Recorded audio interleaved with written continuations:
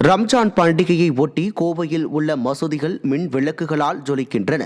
ரம்ஜான் பண்டிகை கொண்டாடப்பட உள்ளதை ஒட்டி கோவை கோட்டைமேடு பெரிய பள்ளிவாசல், ஒப்பனக்கார வீதி, அத்தா ஜமாத், ஆத்துப்பாலம் பள்ளிவாசல் என அனைத்து பள்ளிவாசல்களும் வண்ண விளக்குகளால் அலங்கரிக்கப்பட்டு ஜொலிக்கிறது. மேலும் ரம்ஜான் பண்டிகையை கொண்டாட இஸ்லாமியர்கள் ஆர்வத்துடன் தயாராகி வருகின்றனர்.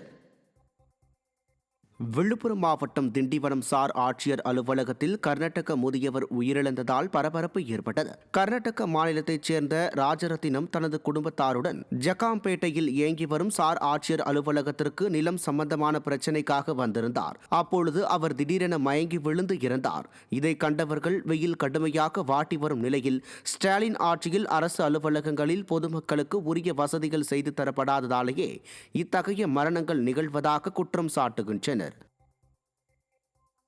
கிருஷ்ணகிரி மாவட்டம் சாமல்பட்டியில் பேருந்துகள் நேருக்கு நேர் மோதிய விபத்தில் 30க்கும் மேற்பட்டோர் படுகாயமடைந்தனர்.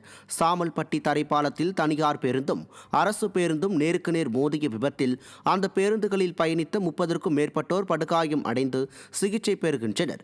மேலும் இருக்கையில் சிக்கிக்கொண்ட தனியார் பேருந்து ஓட்டுநர் ஜேசிபி மூலம் மீட்கப்பட்டார். அரசு பேருந்து ஓட்டுநர் ஆபத்தான நிலையில் சிகிச்சை பெற்று வருகிறார். இதை கண்ட பொதுமக்கள் ஸ்டாலின் ஆட்சியில் தரைப்பாலம் முறையாக பராமரிக்கப்படாததாலேயே விபத்துக்கள் நேரிடுவதாக குற்றம் சாட்டினர். கள்ளக்குறிச்சியில் பள்ளி மாணவிகளிடம் இரட்டை அர்த்தத்தில் பேசிய அரசு பள்ளி ஆசிரியர் பணியிடை நீக்கம் செய்யப்பட்டார். கள்ளக்குறிச்சியில் அரசு பள்ளி ஒன்றில் பணிபுரிந்த சமூக அறிவியல் ஆசிரியர் அன்பழகன் வகுப்பறையில் மாணவிகளிடம் இரட்டை அர்த்தத்தில் பேசியதாக கூறப்படுகிறது. இதனை அறிந்த பெற்றோர் அன்பழகன் மீது கல்வித்துறை அதிகாரிகளிடம் புகார் செய்தனர். இது தொடர்பாக விசாரணை நடத்தப்பட்டு அவர் பணியிடை நீக்கம் செய்யப்பட்டார்.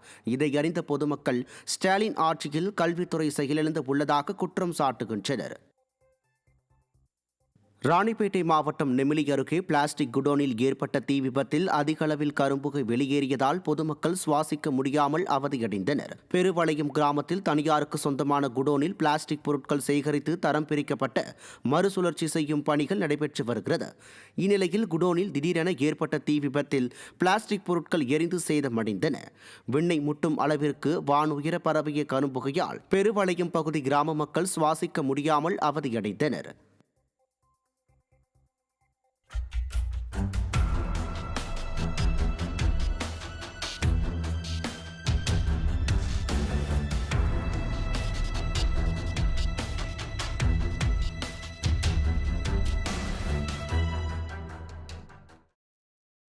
தூத்துக்குடி மாவட்டம் சாத்தான்குளம் பகுதியில் முருங்கைக்காய் விலை கடும் வீழ்ச்சியடைந்துள்ளதாக விவசாயிகள், வியாபாரிகள் கவலை அடைந்துள்ளனர்.